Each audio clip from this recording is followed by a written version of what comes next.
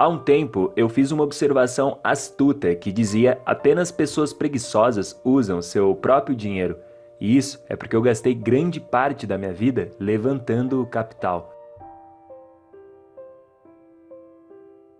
Hoje existem financiamentos coletivos e essas coisas, mas a razão pela qual eu tive que aprender a arrecadar dinheiro foi pela qual eu não tinha dinheiro. E então, se você ler Pai Rico e Pai Pobre, lá meu pai rico sempre dizia: nunca diga não tenho dinheiro para isso. E era meu pai rico, e muitos dos meus professores depois disso diziam: os preguiçosos sempre dizem não tenho dinheiro para isso, não tenho dinheiro.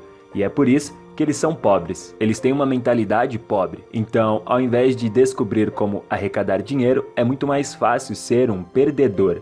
Eu os chamo de perdedores, e isso deixa todos eles irritados, porque todos nós temos o poder, se quisermos, de não sermos pobres, se aprendermos como arrecadar dinheiro. Então, eu ouço, sabe? E a razão por eu ficar chateado, e eu ainda fico com calor assim, é que meu pai pobre, o PhD, ele sempre me disse, sabe, eu seria um homem rico se eu não tivesse filhos. E eu disse, bem, sabe pai, não é culpa minha que você teve filhos, sabe? Eu simplesmente não posso pagar porque eu tenho filhos. E quanto mais ele dizia isso, mais furioso eu ficava. Então, meu pai rico, aos 9 anos, ele dizia, bem, é por isso que seu velho é pobre, porque ele é preguiçoso. Ele acha que seu PhD vai carregá-lo. Ele acha que todos podem dizer, não tenho dinheiro, ou não posso pagar por isso. E ele dizia, por isso que ele é pobre. Ele é preguiçoso, mas meu pai continuou voltando para a escola, sabe? Universidades, enfim. Ele nunca aprendeu nada disso. Eles ainda não sabem disso, porque a maioria dos professores querem seus cheques de pagamentos,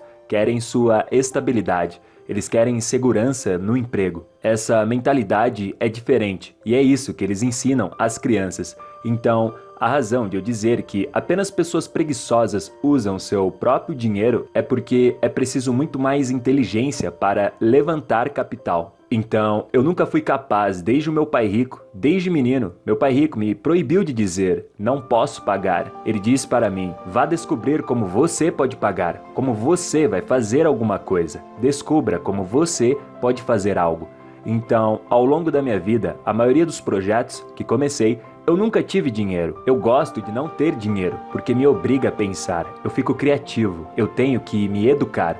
Eu tenho que falar com caras ricos, como você fez isso, como vocês fazem isso. E o que aconteceu comigo é que eu acabei de completar 72 anos e eu nunca precisei de dinheiro. Porque se eu preciso de dinheiro, eu descubro como arrecadá-lo, entende? É fácil dizer, eu não tenho dinheiro para isso. Todas as pessoas pobres dizem isso. Todas as pessoas pobres dizem, bem, vamos taxar os ricos. Todas as pessoas pobres estão dizendo, bem, me dê uma educação gratuita, comida gratuita, escolaridade gratuita, manicure gratuita, pedicure gratuita. Existe preguiça. E essa é a minha opinião. Então, sabe, ao longo da minha vida, eu levantei centenas de milhões de dólares. E foi pelo simples fato de que eu não tive dinheiro quando jovem. E aí eu aprendi a como levantar capital. E é muito simples, você tem que encontrar um ativo. E isso vale mais do que eu, sabe? Se eles não podem investir em mim, porque isso se chama escravidão, então o que eu faço? Quando eu comecei, eu escrevi isso no livro Fake. Eu comecei com um pequeno pedaço de imóvel. Eu encontrei uma desculpa, sabe? Esse condomínio com um quarto e um banheiro foi a minha desculpa para as pessoas me darem dinheiro. Tudo que eu precisava fazer era garantir que eu pagaria eles de volta. Portanto, meu primeiro acordo foi um acordo de retorno infinito. Eu não tinha dinheiro em negócios porque eu era 100% devedor. Era um condomínio de 18 mil dólares. Você não pode tocá-los por muito tempo. Mas a economia estava ruim, então eu podia comprar esse condomínio de 18 mil dólares e o cara me daria 10% de desconto. Você não precisa de matemática avançada. Quanto é 10% de 18 mil? 1.800 dólares. Eu podia ter usado o meu dinheiro.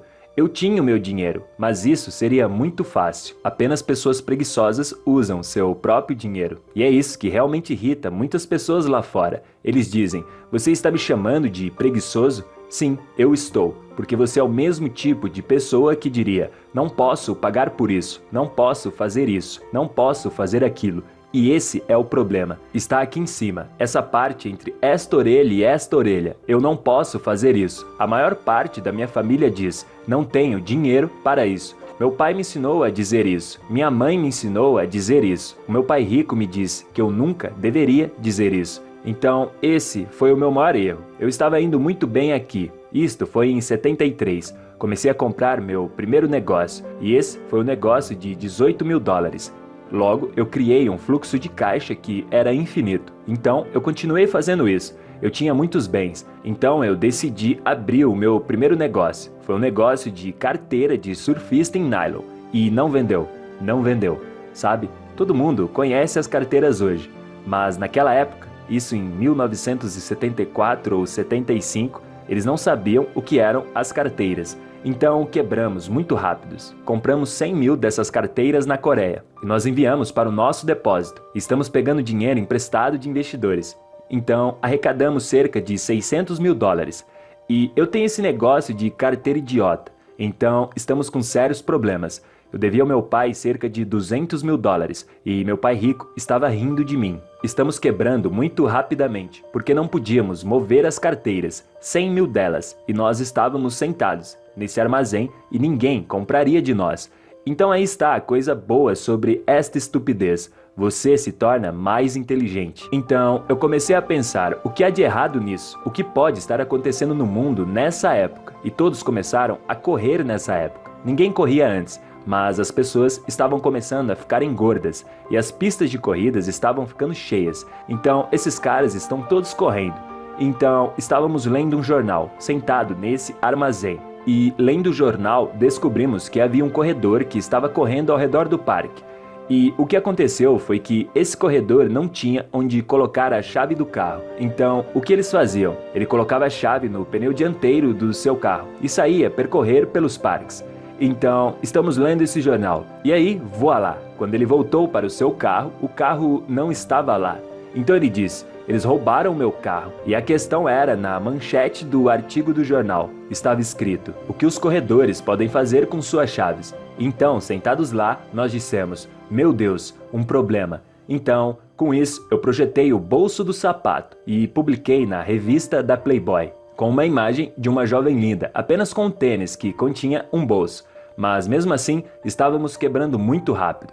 Mas quando essa imagem chegou à Playboy, de repente éramos gênios. E todo mundo começou a jogar o seu dinheiro em nós. E todo esse produto e nossas carteiras estavam vendendo. Nossos bolsos de sapatos estavam vendendo. E os investidores estavam felizes e as vendas dispararam. Portanto, fomos extremamente bem-sucedidos. Mas ainda tínhamos um problema. Como financiar o nosso estoque? Como a demanda era mundial, não estávamos conseguindo atender a demanda. Então eu peguei emprestado mais 100 mil dólares. E eu fui até o Stanley, meu sócio na época, e eu disse, 100 mil dólares vai resolver o nosso problema de estoque? E ele disse, sim, vai. Então eu dei o cheque a ele. E aí ele fugiu com ele. Não tinha documentação assinada. E eu entreguei para ele. E ele ainda disse que eu devia dinheiro a ele. Então esse foi um dos meus primeiros erros de 6 dígitos. Em relação à riqueza, o número 1 é investir. Invista no que você ama. Eu adoro negócios, eu amo imóveis. Eu quero dizer, eu realmente amo isso. E eu amo também ouro e prata. E então eu invisto no que amo. A maioria das pessoas dizem, sabe, faça o que você ama. Mas eu prefiro investir no que amo. E eu adoro ser empreendedor, adoro investir. É como um Shark Tank para mim. Estou sempre em busca de novos negócios, novas ideias. E é sempre um jogo, como esse que acabei de citar. E sabe, quando você olha para a demonstração financeira, você percebe que nossas escolas não nos ensinam nada sobre demonstrações financeiras. E esse é o verdadeiro problema.